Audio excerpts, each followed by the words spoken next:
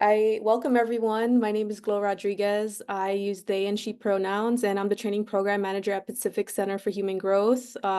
We have existed for 50 years. We're an LGBTQI plus mental health clinic and community organization.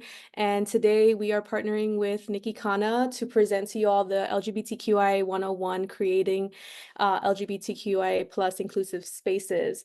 I'll be supporting Nikki just on the back end with reading some chat. But if you have any questions about Pacific Center specific or any concerns around the presentation, feel free to direct private message me. And with that, I'll turn it over to you, Nikki. Thank you so much for being with us.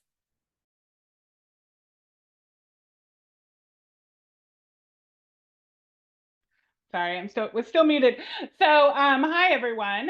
So I will go ahead and put the slides up so we can get going. And just to sort of get us going in this, like I said, if there are any questions, you can put them in the chat, and I'll try to pause for a few moments to make space for questions as well. If you do the raise hand feature on Zoom, your little icon will go to where I can see it and I know that you have a question. You can say it out loud or you can put it in the chat, and hopefully I won't miss it. But I can't see everyone's little thumbnail once I sort of start the slides, so I might miss some people. So like I said, the raise hand or just saying it out loud or putting in the chat is the best way to ask a question. And like I said, I'll try to make time for questions as we go along. There's also some time at the end, so you might want to write down some questions and we can get back to it. But just to sort of do some housekeeping. But let me go ahead and get the slides up. So just to give you an understanding of what we'll be doing today, so this is a basic overview, again, it's a 101, so of LGBTQIA plus, so there's a little plus in there, and just to say that like we'll be lightly going over some things. There might be some things that are more than what we can cover in this, and I'll try to give some resources if people have additional questions that we're not able to answer today, but just to hold it, there might be some things that are missed in this. But here's a brief overview of the agenda. Again, we'll go over what the objectives are again. And then the things that we'll sort of cover are language usage, so words and how to use language. That will include pronouns. And under that will also be like identity language and ways in which people identify. So outside of language, but the broader concept of identity, folks coming out process or what that might look like for people, and how you all might be able to show up as allies. Again, Ally 101, it won't be like every way to do that, but it'll be some basic ways to show up. Because there's a lot of folks here, I will try to have some discussion in this, but because there's a lot of people, we might not be able to break up into smaller groups to have discussion, which is what we try to do ideally. So some of the questions that I ask might be sort of takeaway, discuss amongst yourselves sort of questions, and not something we sort of are able to cover as a group as a whole here today, if that makes sense. And again, I'll try to cover things as much as possible or answer questions that folks have. And again, we might not be able to cover every last thing in this workshop, but hopefully, again, I can give you some resources. So just to give you a little info about me, I'm a psychotherapist and educator here in the Bay Area, San Francisco Bay Area. I work exclusively with queer, trans, and intersex folks. I myself identify as queer, intersex, and a mixed race person of color. And I'm the current co-president of a nonprofit called Interact, which is an intersex advocacy organization here in the US. So it gives you an idea of who I am. I use the pronouns she, her, and hers. They're also on my name, like next to my name on Zoom. And I see that a lot of people have put that on their Zoom titles as well, and that's super helpful. Hopefully I'll be able to see that if I call on folks, and also, I also apologize ahead of time if I don't catch everyone's name correctly, but I will try to endeavor to pronounce names correctly. And I always appreciate people who can help me with that or feel okay, comfortable correcting me if I mispronounce things. So just to sort of start out, what we'll kind of cover in today's training. Again, we went over the little agenda overview. But the hopes at the end of this training are that you all here will be able to understand basic vocabulary and concepts as they pertain to the LGBTQI plus populations. I won't be giving a definition of every last thing, but I will be going over some basic concepts and some resources if what you're wanting were some real basic definitions to things. We'll then connect some of the those identities that we talked about in the first part with stressors and concerns for folks in the LGBTIQ plus population and the sort of risks and vulnerabilities that might come up for folks.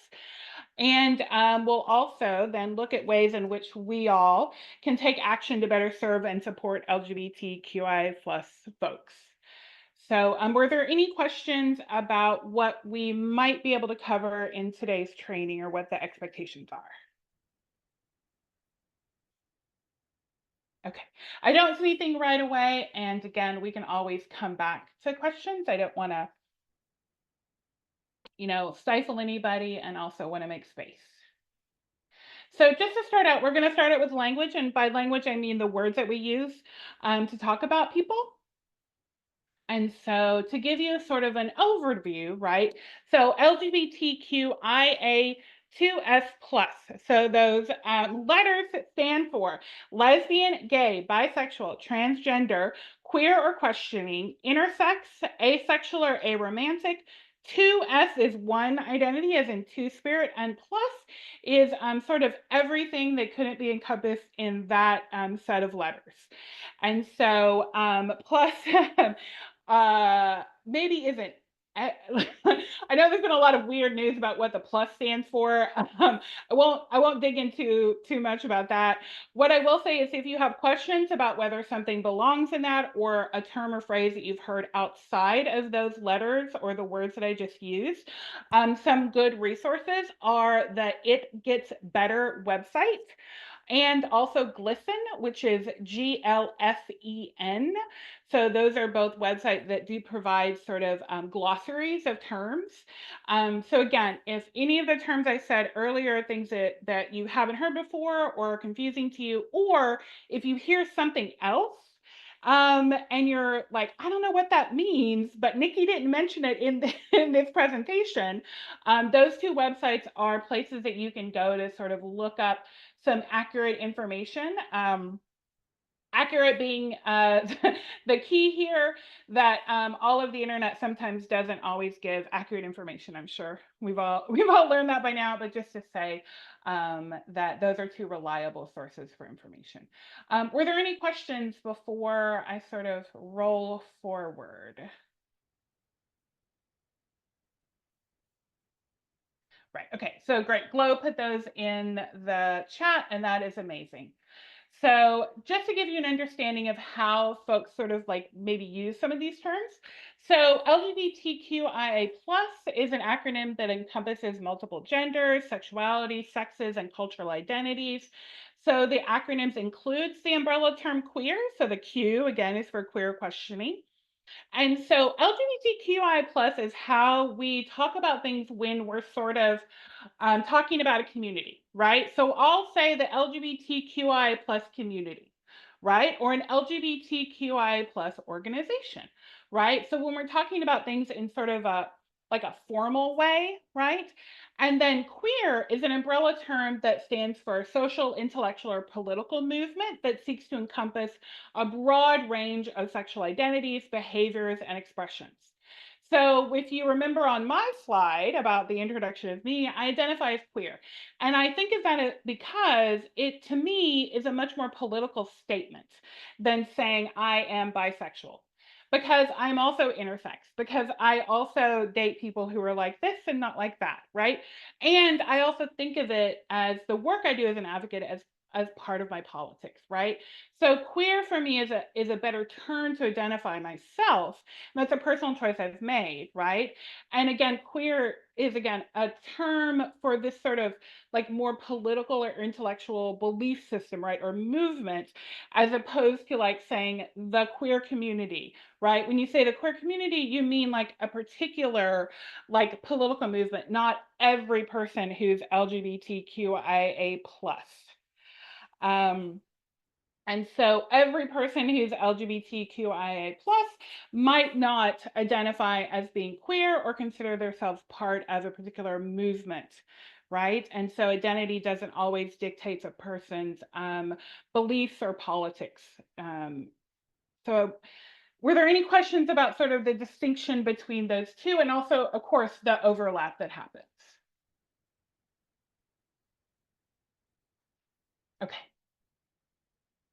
So, and again, I won't be doing a letter by letter definition. So if folks have questions, Glow put in the chat some places to get resources for letter by letter definitions.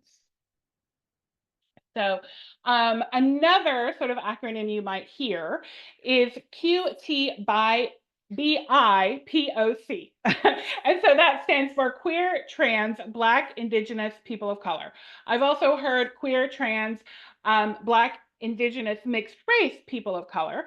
So both of those two acronyms, right, is an important acronym that's developed for a way to folks who also identify as being Black, Indigenous, mixed race, or another person of color, who are also part of the LGBTIQ plus community. So these can be seen as its own type of community, right? It can be seen as people who stand within both communities, right? And so holding the, like, if you looked at it as a Venn diagram, right? And so it's a way to hold that, like, people can hold multiple identities, right? And so so because of that sort of multiple identities piece of that, right, folks who are QT BIPOC, right, can have a lot of different ways in which they might interact with society as a whole, with other aspects of the communities that they might belong to, right, and also might have additional or different stressors around each of those identities for themselves. Right. And so does anyone have any questions around QT BIPOC?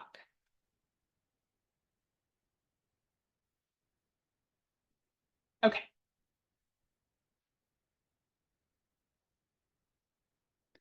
So we're going to move into talking about pronouns. So we're going to have sort of an idea about an introduction of what are like pronouns that folks might use. So yes, so someone also put in a chat that there might be other identity factors that people have. And so yes, so there's other sorts of ways in which people show up in the world that could also be part of those Venn diagrams. So it could be autistic or somewhere like neurodivergent somewhere in that spectrum, other sorts of like different levels of ability, disability, etc., like identity factors, LGBTIQ plus. These are all multiple ways in which people could identify that impact the way in which they might interact in each of those other communities and are sort of seen by sort of like broader society as a whole. Yes. So again, you could put all sorts of identities in there that would also intersect with the other identities.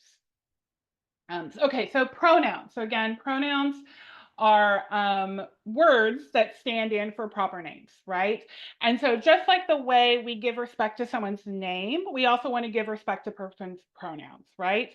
And so so a way in which we also like use language, right?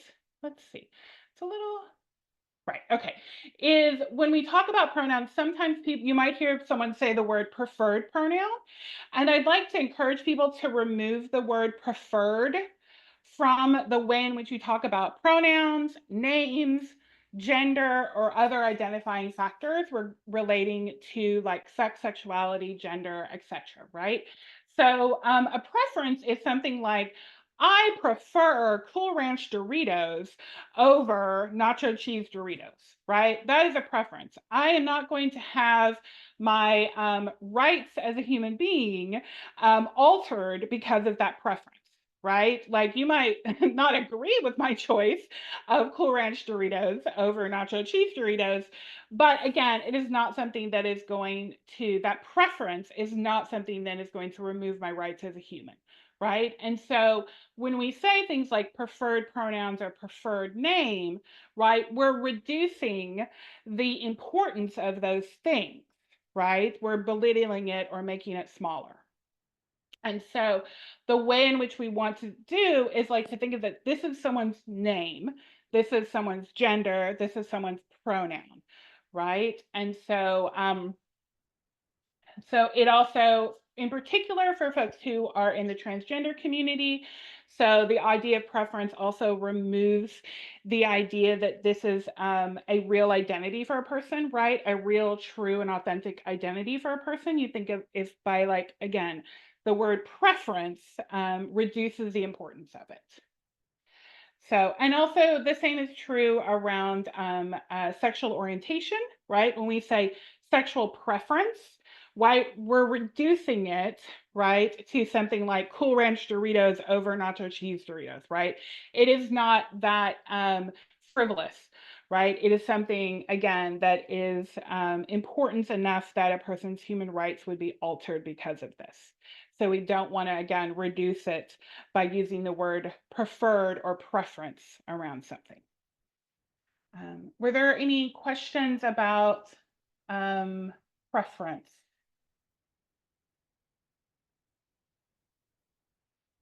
Okay, so speaking of pronouns, right? So again, the way you would put respect on someone's name, you would also show the same respect for a person's pronoun, right?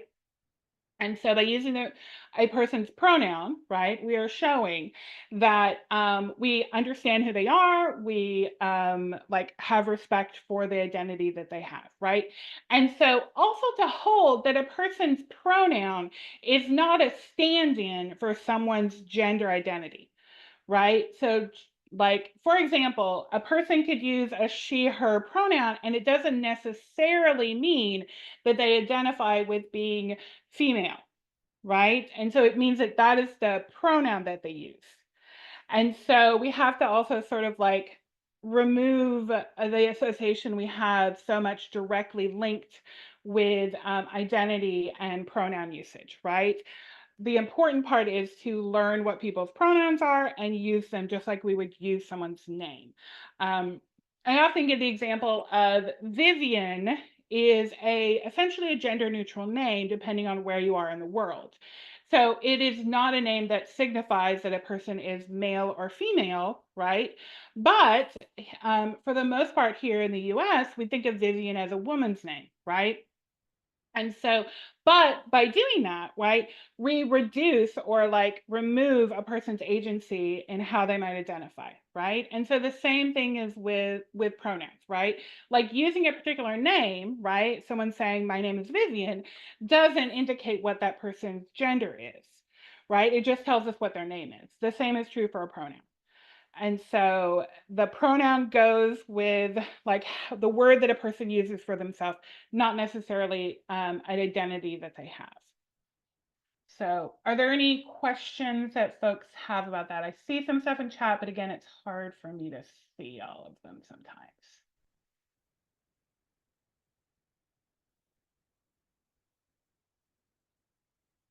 Okay. So,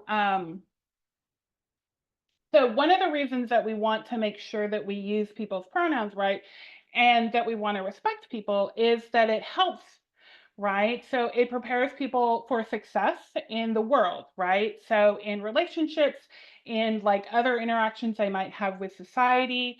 And so that it also demonstrates, right, that we get it, right? That our community is affirming and that we're a welcoming and safe space. right? So like if you introduce yourself to me and give your pronouns, right? Or as people have done here in Zoom in our virtual world, we've included our pronouns with our names, right? Like that tells me, right, that this is a place where this is something that is acknowledged and understood, right? That we're going to respect what people's names are and we're going to respect what people's pronouns are. So we want to model that for everyone. So this isn't something that exists only if we think someone trans is in the room. And so I think that a lot of people sort of like feel like they have to do the right thing if we think it's going to offend someone. And the concept is you never know, right? You can't make an assumption about someone's identity or who might need or want something. So the idea is to do this all the time for everyone and to make it a natural part of like how you introduce yourself and how we sort of like appear in spaces. So were there any questions about pronouns or pronoun usage in that way or their importance? So we have some sort of examples of how pronouns might be used in a sentence. Um, so again, sometimes we have sort of like three very common pronouns that are used here, but there are many other pronouns. Again, some of those definition spaces that I gave earlier might also help you be able to, might have listings of some other pronouns than what are listed here. Again, we couldn't make space for every pronoun that a person might use, and also pronouns vary by language usage. So these are sort of English language dominant pronouns, but there are other, of course, as with anything, there are other language usage, other like regions of the world that have other like pronouns used, right? And so this gives you an idea of like how to correctly use these pronouns when talking particularly about a single person, right? And at the bottom, there are some what is it? Not salutations, but like the examples of Mr., Ms., Mrs., and Mix. And so these are other sorts of ways of showing respect for a person is by using the correct one, right? So for example, I exclusively use Ms., right? And so because it doesn't designate whether I am married or not married, some sort of designation like MRS is meant to signify that a person is married, right? And so Ms. is something that doesn't signify that. And MX is something that doesn't signify a gender, right? Whereas the first three do signify some sort of link with gender, MX is something that isn't linked with gender, right? And so these are also examples that people might use. Again, they're not necessarily always a link. When I gave the example of myself or MS, that is because that is what I use for myself, and that's how I identified. It doesn't necessarily mean that every person who uses MS is going to have the same sort of gender identity or understanding of themselves. Were there any questions about like these pronouns or pronoun usage?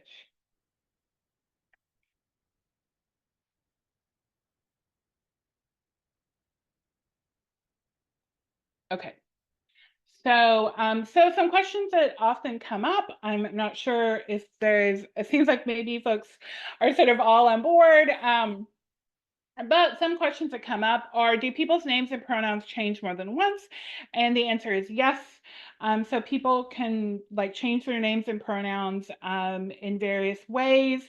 What I'll say is that the idea is to, as much as you are humanly able to keep up with them, right? And that might involve asking people, right? What name and pronoun. Again, if we create the culture of everyone using their names and pronouns in an introduction, that will help us sort of keep on track with that, right?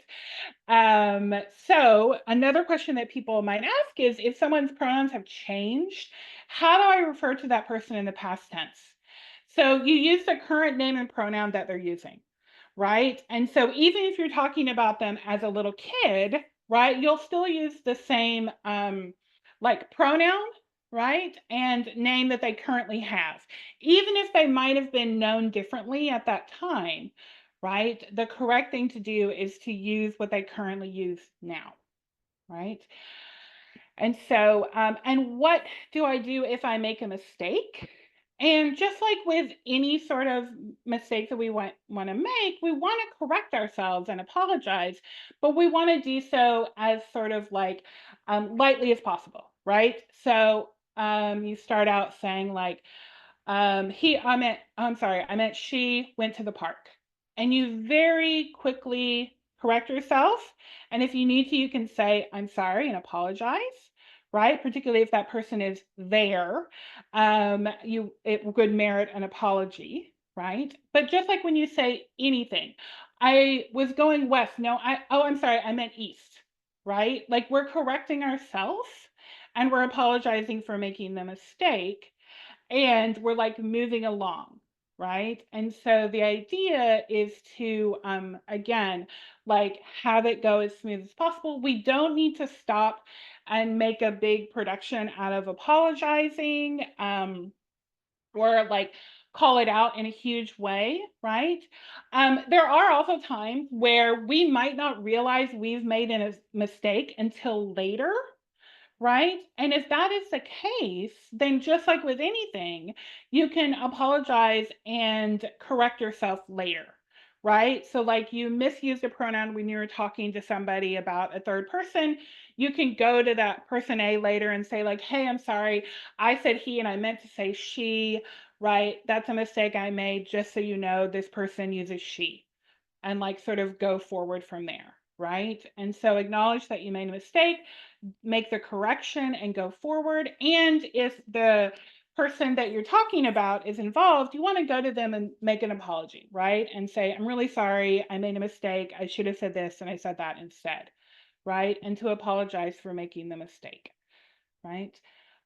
Were there any questions that folks had about sort of questions or sort of missteps, like how to handle missteps? Yeah, I think I see. Is it Cal or Kai? It's hard Yeah, for it's me to. Cal. It's Cal, no Cal, worries. thank you.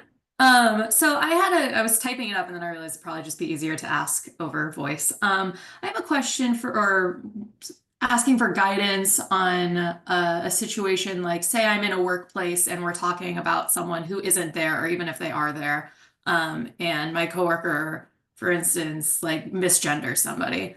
I guess I want to know what the most appropriate way to correct them is without like causing a big fuss or something like that, just because.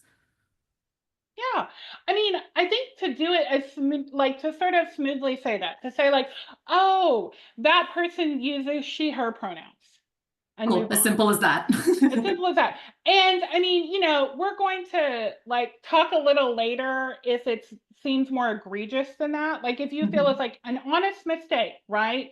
Where Mhm. this person just didn't know and said something incorrectly, right? Then you can move on from there, right?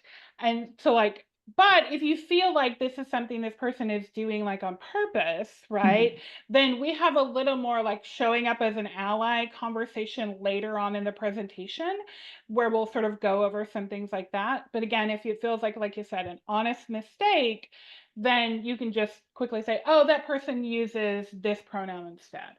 Okay, Or, can I ask a further question? yeah. If the person is with you in that conversation and they don't make a correction to the person who misgendered them, I'm just kind of wondering what the best thing is for me to do, because in that instance I want to correct them and we're assuming that this person is like open with their pronouns, so it wouldn't be like outing them or anything. Like, I guess I I'm mean, just wondering, like, should I leave that up to them, or is it my responsibility as like an ally to be like, oh, hey, wrong pronouns, here's what they are?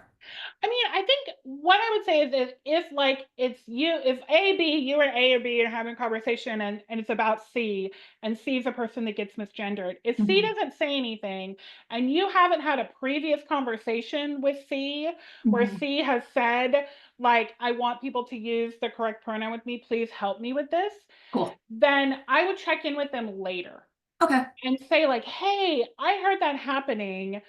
I didn't say anything because you didn't say anything, and I didn't want to, make it Yeah, into something if you didn't want that to happen. But would you exactly. like me to do something in the future? And if you had wanted me to do something, I'm really sorry. what should I do going forward? Perfect. Love it. Thank you. Yeah. And so I think it can be really like awkward sometimes, right? You want to be like, sometimes if you know someone really well, right? Like my partner is trans, right? And we of course know each other really well. And well, I don't have to have a pre-conversation with him to know that if we're out in public and like a relative uses the wrong pronoun with my partner, like he can just give me a look and I'll correct the person. And we know that that is what that's how we haven't had a conversation ahead of time about it, but like we know each other well enough that like he knows that I'll step in and say that, and he can look at me with that sort of somewhat exasperated look, and I can step in and do it, right? And so but that is something because we know each other so well, and it'll be up to you to sort of decide whether you know someone that well or not, right? And you might make a mistake about thinking you are that cool, y'all are that close. But I think that part of it is like sometimes you don't always have to ask ahead of time, but to be judicious when stepping in, right? Was there, I think Jay had a question. Yeah. Hi. I was trying to find the hand button. The Sometimes if host. you keep raising your hand long enough, Zoom Let's will see. but I don't know, not every Zoom is set up that way. But go ahead. It's about preferred names. And as like an HR director, I wonder what the most inclusive language when we have to ask somebody's legal name, knowing well that like they may not have the resources to change it just yet. They're not going by that, but for like tax purposes and this, we have to make a differentiation. Mhm. And I say that as myself as a trans man for a long time. It was really costly to change my name. And it was a very long process. So there was a lot of my legal name on things that were needed for like employment, Yeah. but how do we differentiate that as an employer to be included? I think what I would say, like on a form or when you're talking to somebody, I would say, what name do you use? Mm. Right? Like forms often, if you want to be clear, to have forms say legal first name, legal last name, and then like other names that you use. Right? And so that way people can know, right? And when you talk to somebody, like say someone has filled out an intake form, like I'm a therapist, right? And so people have filled out an intake form for me and they put their legal name because I'm running their insurance, right? And I ask, what name do you use? And then I talk to them and I say the name that they use and I say, Jay, do you want me to say Jay or would you like me to use a different name? Right? And so then that person can like say, right, yeah, this says that, but use this name for me, right? And you can sort of go from there. So I think that saying like, what name do you use, right? And acknowledging that like a lot of us have to have a government name or like a legal name that isn't what we use on a regular basis. And that can be true for like, whether it be like around gender or being trans or just like names in general, right? And so, many of us have a name that we use that isn't necessarily even what is on like our government issued IDs, right? Yeah. Was there another question or was that enough of an answer? I'm assuming the shake meant yes, but yeah. Any other questions? Okay, sort of. Oh, let's see. There's something in the chat. Make sure I'm not missing anything.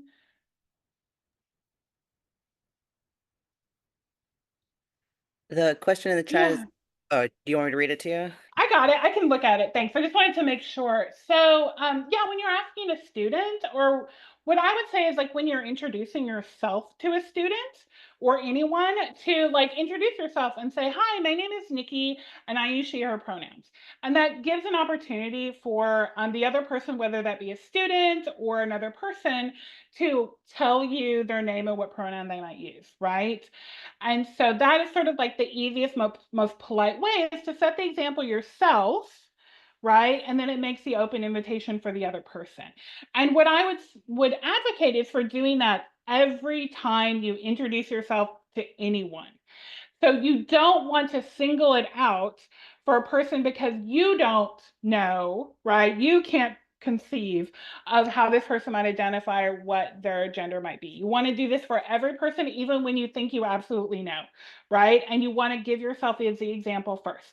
Hi, my name's Nikki. I use she, her pronouns. Hi, my name's Nikki. I use she, her pronouns. Hi, my name is Nikki. I use she, her pronouns. Not, hi, I'm Nikki. Hi, I'm Nikki. Hi, I'm Nikki. I use she, her pronouns. Because that is like then telling that person, like, I need you to tell me something that I didn't need from these other people, right? So you want to be consistent about it. Did that help? I think so. I'm gonna hold the definite. Thank you. Okay, so we're sort of gonna roll forward. So some other aspects of identity, right? And so some other aspects of identity, right? And identity is something that is assigned to us. It is assumed by others. So like in my example of introductions of people, I made an assumption, I wasn't sure, right? And so assumption is a thing that we sort of like do based on appearance or other aspects we think about other people.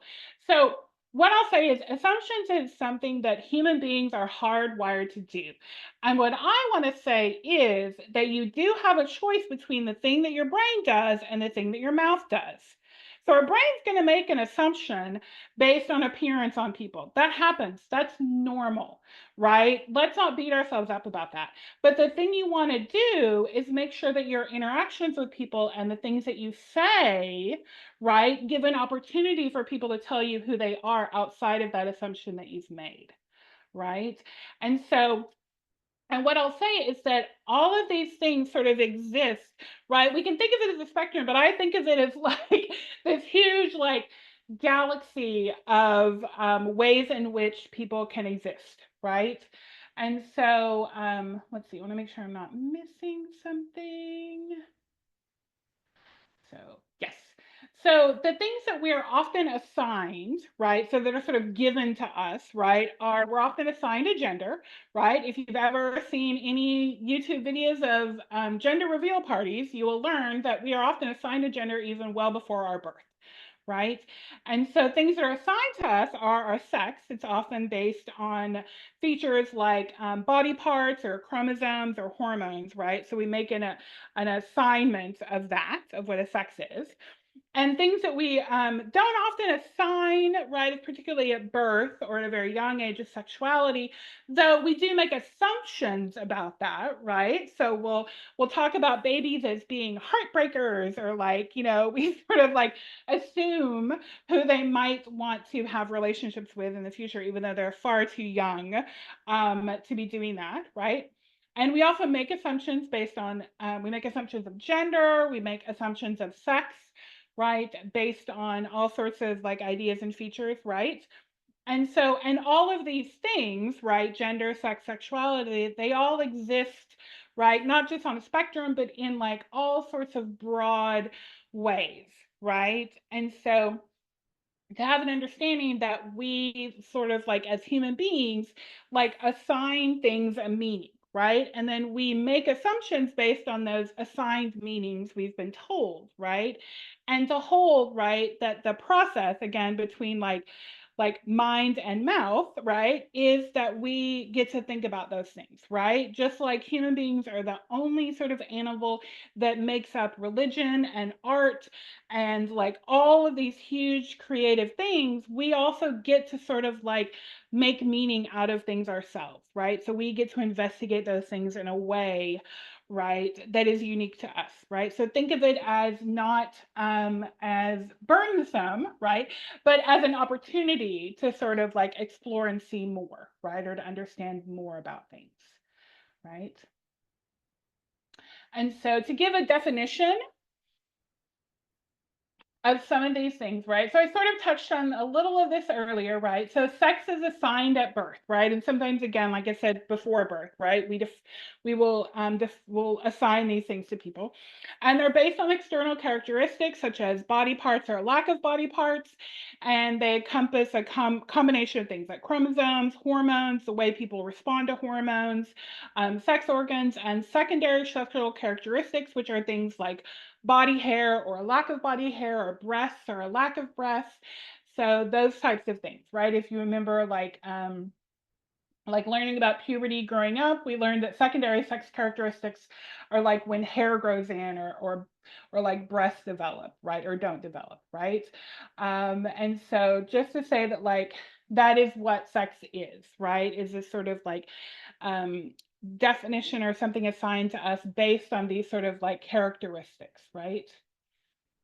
And then, so folks who are intersex, right? So intersex means to be between, inter means between like interstate highways, are highways that were run between states. And so inter means between, right? But it doesn't mean like one like exact spot in between, right?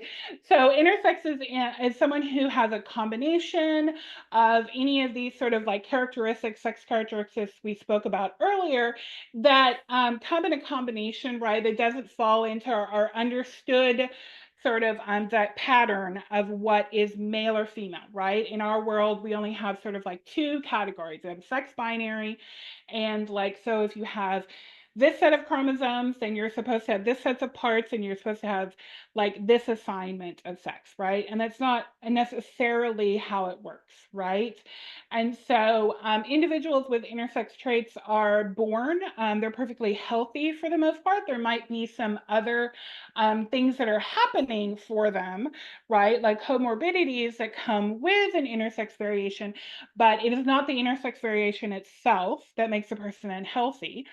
And so intersex traits are as common as being redheaded or as common as twins, right? So most of us know twins in the world or know someone who's redhead. Redheads can, the propensity of redheads can vary by culture and location, right? The propensity of twins not as common to vary, right? And so it's fairly common. And so being intersex is not the same as being transgender. Though some intersex people are trans, they're not the same thing, right? And people who have intersex traits are not, like I said, somewhere sort of halfway between a man and a woman. That sort of belief system is based on some very old understanding and languaging around what it is to be intersex, right?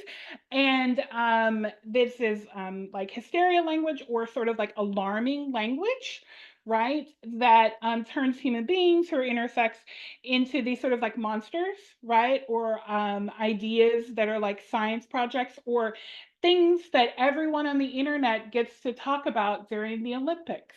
Right. And so it reduces our humanity to something that is like magical or mythical or theoretical, right? And so intersex people are not theoretical, we're human beings, like the one that is in front of you right now. And some intersex traits, some people who have certain intersex traits are subject to different surgeries at birth or other medical interventions. As a matter of fact, most all folks who are intersex experience some sort of medical intervention if they're in what's considered the global north, where everyone has more sort of access to medical interventions, then intersex people tend to face more of them in those places. Were there any questions about what is intersex? Okay. So defining sexuality. So sexuality, as opposed to sex being like, you know, a characteristic, right? Sexuality is like a pattern of actions, right? And it is about one's attraction, whether they be sexual or romantic, to other people, right? And so sexuality is like the way we act, not necessarily like who we are necessarily. So intersex is not having two sets of genitals. And so it's not really possible to have two sets of genitals.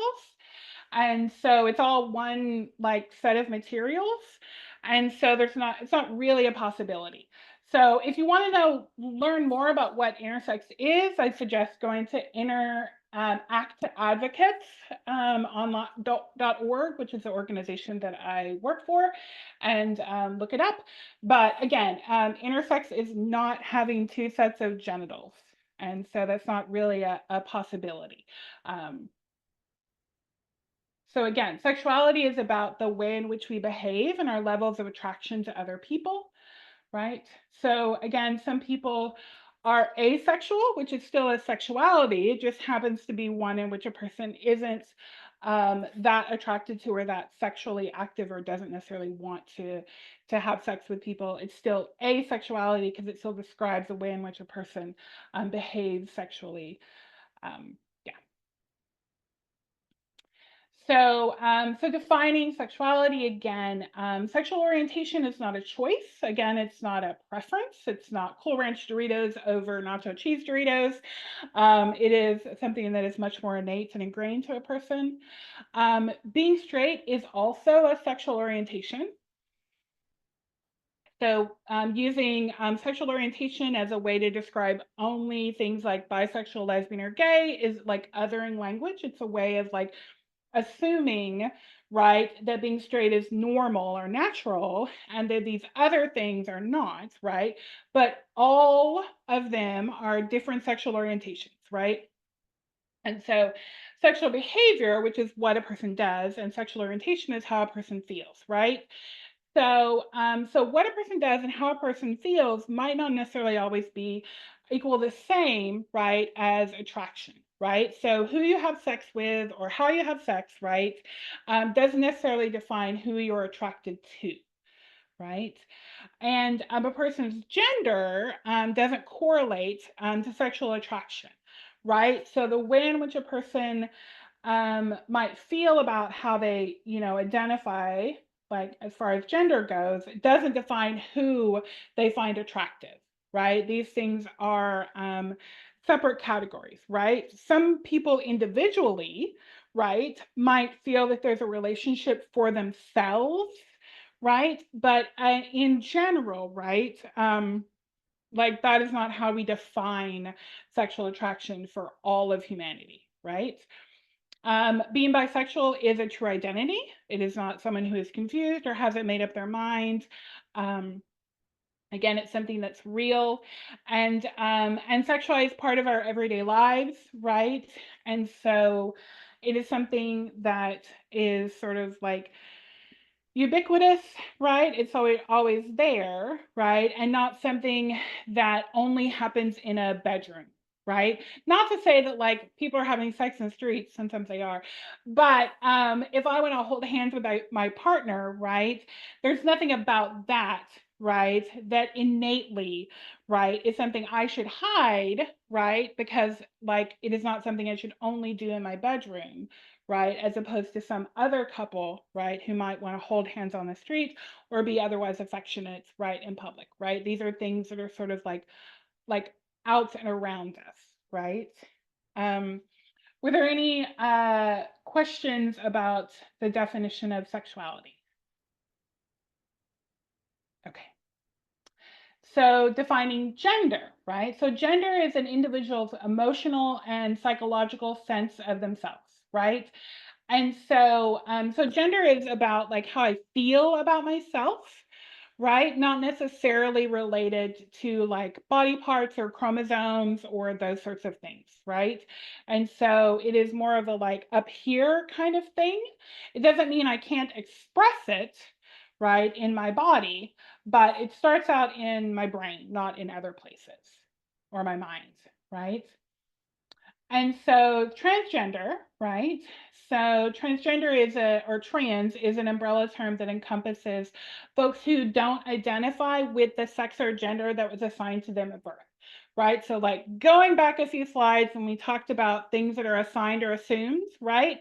So the things we're often assigned at birth, and again, sometimes before birth, are our sex and gender, right? And sometimes they are assigned as being like related to each other, though they're not necessarily related to each other, right? So, so again, trans meaning movement, right? So it means it's someone whose identity for themselves has moved away from the one that they were assigned at birth, right? And so folks who are trans do not have to undergo any sort of like medical, social, or legal interventions to be trans, right? You, again, if gender is something that is in your mind, you can make up your mind about it, and you don't have to do anything outside of that to be real. And so also holding that all of those things, right, are expensive. They take time. There's lots of gatekeeping to many of those aspects, or they might not even be safe for you to do, right? And so to say that a person has to sort of like jump these hurdles in order to be trans, right? Like keeps that from being real for many people, right? It's real because you've decided it's real for you. There's not another, we don't have to make it harder for people, right? Trans men are real men, like they're not figments of our imagination, and trans women are real women, again, not figments of our imagination. And so they're human. We don't, as in, like, we don't say real women and trans women as if they're two separate categories, right? There are trans women, there are cis women, right? Cis meaning not moving, so not changing, right? But they're all women, right? And so we haven't like decided that any one of those things is more real than the other, right? So we don't use the term transgendered, right? That is just incorrect grammatically. Transgenders is also incorrect grammatically and just like philosophically, right? And for the most part, we don't use the word transsexual, though I will like put a little asterisk on that, that some people who do identify as transgender do use that term. That's for them to use and not for me to use. Right. And so unless you are that person or you've been, given special dispensation to say that word, that's not a word for you to be using. Right. And so, again, so we want to use people's pronouns. We want to use people's names. Again, they're not preferred. These are what they are for people. And they're transgender individuals in our everyday lives. You cannot visually tell whether someone is trans. You can think you do. You can hope and pray that you do, but that is not something that you can tell, right, just by looking. And so, and transgender people have existed through all time, right? And so this is not something that is unique to our current time. I often like to share the story that I have a friend who studies like ancient texts, and he can document that at the time that Jesus stood on the earth, or when there was an understanding of Jesus standing on the earth, we had an understanding of transgender people existing, and it was something that was commonly understood and used in language. Right. And so there were words for people who are trans, just like we have current words for there are people who are trans. And so these are not things that are new, right? There have always been trans people in our worlds and our lives, right? And so the language that we use around it might change, right? But language for things always changes. The concepts have not changed. They've always been around. Were there any definitions or any questions about the definition of trans or transgender? Okay. So non-binary, which again, some people who identify as non-binary identify as being trans and some do not. It again is up to the individual.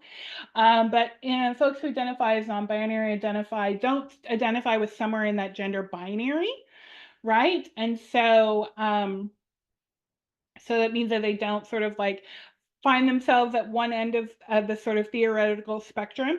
Again, non-binary folks don't have to undergo any sort of like medical, social, or legal interventions in order to be non-binary, though some people do, right? They find that that is like adjusting the way that they look or the way that their identity is in the world meets with their expectations for who they are. It's congruous with who they are.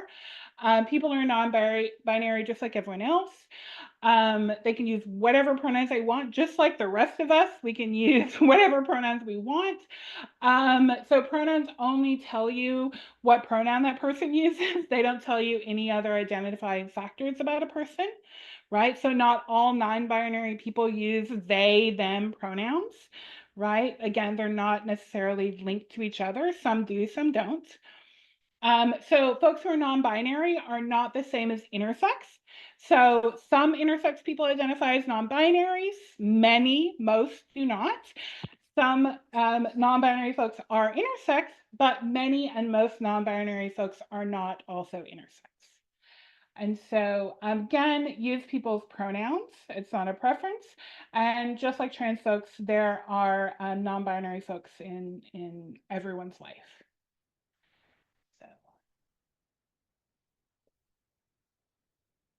So gender expression. So expression, if you think of the word expression, we all know what that means, to like sort of put something out. So, so gender expression is the way in which someone might present their gender for society, right? To be perceived by society. And so folks can have a gender identity, but they don't necessarily want to express that or have the possibility of expressing that outward, right? And so, and many people do. And someone's expression, right, or the way in which we perceive it or have an assumptions about it, right, doesn't necessarily mean that we know how that person identifies, right? So wearing a skirt is not a uniquely feminine thing, right? For example, it could be a way in which a person is expressing their gender. It could be that a person likes skirts and they find them really convenient.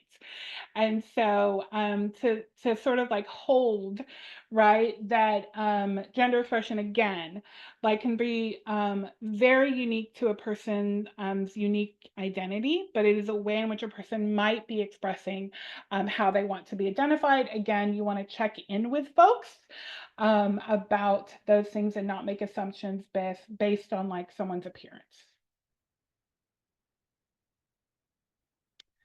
So I don't think that we have like the capacity or the time to do sort of like breakouts, but I will go through some of these sort of questions so that we can sort of talk about them more. Like I said, they might be some takeaway questions for folks to have. So some things to think about are, in what ways do assumptions about binary gender identities shape societal understandings of transgender and non-binary identities? And what are the potential consequences of this, right? So what are the assumptions that we have around gender identities, right? A way in which people identify that like again, shape the way society, or we as people, right, have an understanding of trans or non-binary identities, right? And what could that mean for trans and non-binary people? And how does the expectations of medical, legal, or social transitions create barriers for the recognition of transgender and non-binary identities, right? So again, I was speaking earlier about how like medical, legal, and social things are all these hurdles, right? That we, that society, like a greater society as a whole, has expectations for people to sort of like cross over or like go over in order to be recognized, right, as a certain thing. And how do those barriers, right, right, like impact trans and non-binary folks, right? So again, I think these might be more takeaway questions because I want to have time to sort of go through the rest of the presentation, but just to think for yourself, like how that shows up for people. So another aspect of being part of the LGBTIQ+ community is coming out. And so coming out is the process by which someone accepts and identifies their gender, sexuality, orientation, whatever, and shares that identity with others. A coming out process is situational and it's not a requirement. So not everyone's required to come out. People might come out in different ways at different times. They might come out to one group of people and not to another group of people. And people might come out multiple times. And so many of us hold multiple identities.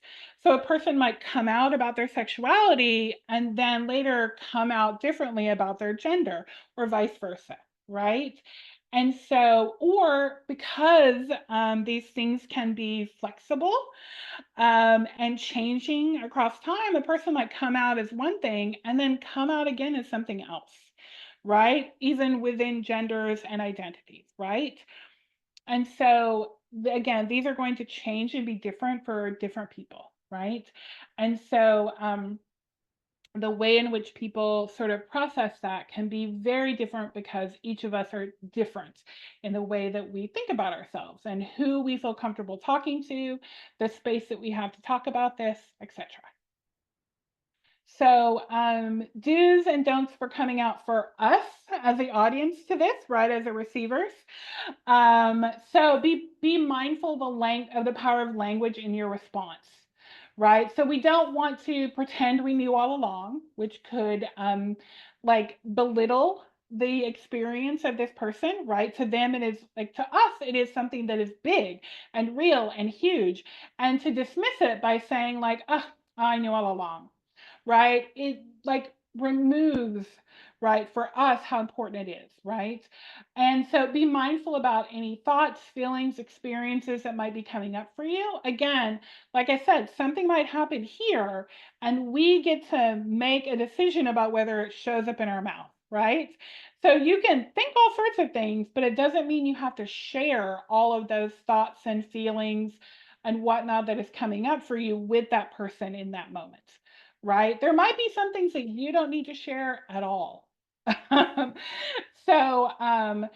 And be mindful of any expectations they may have of you, right? So people might need something from you. Someone might come out to you and say, I need your help coming out to these other group of people, right? So, or I want you to be accepting of this, or I need to hear that you're okay with this, right? And to, again, be mindful of what people are asking or needing from you, right? And also be mindful of the ways you can show up as an ally, right? So if someone has come out to you, that is a gift they've given you to show, that aspect of themselves to you. And with that gift, right, comes, right, this opportunity, right, to show up for people as an ally. So this person individually, but other people, right, that are part of their community, right? So speaking of how to show up as an ally, right? So an ally, right, is an active, consistent, and arduous practice of unlearning and reevaluating in which a person is in a position of privilege and power seeks to operate in solidarity with marginalized groups. So in the context of what we're talking about here, right, people in positions of power are folks who might not identify with the LGBTIQ plus community or might identify differently within that community, right? And so even within that community, right, there are some people who might have more prior privilege. Say, for example, like gay, white, cisgender men tend to have more power and privilege over, say, Black transgender women, right? And so privilege isn't just inside outside groups, it can be even within the group, right? And the idea is that folks with that privilege and power work, right, in solidarity with the marginalized groups. So work with them, not like in front of them, right? So saying like, I'm going to show up in the ways that you need me to show up, in the ways that you're asking me to show up, right? And so here are some tips for being an ally, right? So understand your privilege, right? So I gave the example, right, of like where a person might hold privilege even within a community, right? So privilege is something that we often don't have an awareness of. That's the definition of privilege, right? Like a horse with blinders, we don't see those outside things, right? So it is an active practice, right, to understand where your privilege lies. Privilege is not like a dirty word. Like all of us have privilege somewhere, right? And so acknowledging it, right, doesn't necessarily mean that you've done something dirty, bad, or wrong, right? It just is. And so the point is, can you acknowledge that and then use that privilege that you have, this like gift of privilege, to do well for others, right? Again, listen and do your homework. So we want to work in the side of the people who are marginalized, right? So listen when people are saying, this is what we need from you. This is the help that we need. Don't decide for them, right? What they need. Listen to them when they say, right? Don't speak over them, right? So when you hear someone say, I need this, you can repeat it. You can repeat it to the people in power, right? But don't speak over them. Don't decide for them what they need, right? And understand that we will all make mistakes, right? So apologize for the mistakes, endeavor to learn and do better, right? And to ally is a verb, right? And so we are allying with someone in our allyship, right? We are actively showing up. So to be an ally is not like just putting up a pride flag like on like our Facebook profile, right? And so it is actually doing work, right? So there has to be something behind, right, putting up that pride flag. We want to be in action with folks. So again, we'll all make mistakes. So sometimes someone's going to call us out on that mistake. And I spoke about this earlier, right? But the keys to that are to acknowledge that you did something wrong, right? Anytime you've ever gotten an apology from somebody, the first thing you want from them is to acknowledge that they did something wrong, right? Avoid using things like, I'm sorry, but, or I'm sorry, but if only, right? So if you're using that language, you're not really taking in that you did something wrong, right? And so it makes your apology conditional. If you've done something wrong, right, say thank you. When I make a mistake, I try to say thank you, right, for correcting me. I even apologize if I mispronounce someone's name ahead of time, right? Thank you for helping me with this, right? Because I appreciate like being able to do better, right? And don't just say the thing, actually do the thing, right? So thank you for helping me do better, and then not doing better is not the way to go. Do the better thing, right? So we don't probably have time to go over every nuance of this. We've talked about some of this before when someone asked, right?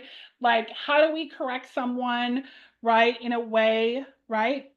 So I think part of it, one, you can sort of look at this and get an idea, but a way is to find creative ways to sort of interject and to say something, right, when someone missteps, right? So I often use the like, oh, I didn't hear that. Could you repeat that? Or asking people to repeat themselves is a really good way to get them to say the thing again and to understand that like that wasn't okay, right? And to say like, is that how you would like say that if this person was here, right? And so you can deal with it in public or you can deal with it privately, right? Those are both options, right? There's not one that you have to do over the other, right? They're both ways in which you can deal with something. But I think the point is to deal with something, right? To say something when you see that someone has made a mistake or you see that someone is doing something on purpose, right? Okay. So I don't think we're going to have time for the discussions, holding that we have about 5 minutes left. So some of these encounters are things that, like one of them in particular was something that someone already asked here. So that's amazing. You've already sort of like, you're on it. But I wanted to make some space for any lingering questions. And what I'm going to do is, while I ask questions, I'm also going to put up the evaluation. I think Glow is also going to put the link in the chat. So if folks have questions, please, now's the last few minutes where you can sort of ask any lingering questions. And in the meantime, like either take a photo of the QR code and have that handy to look at later when we're done, but questions now in the last few minutes.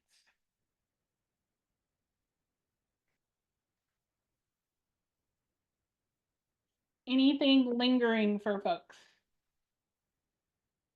See if there's anything.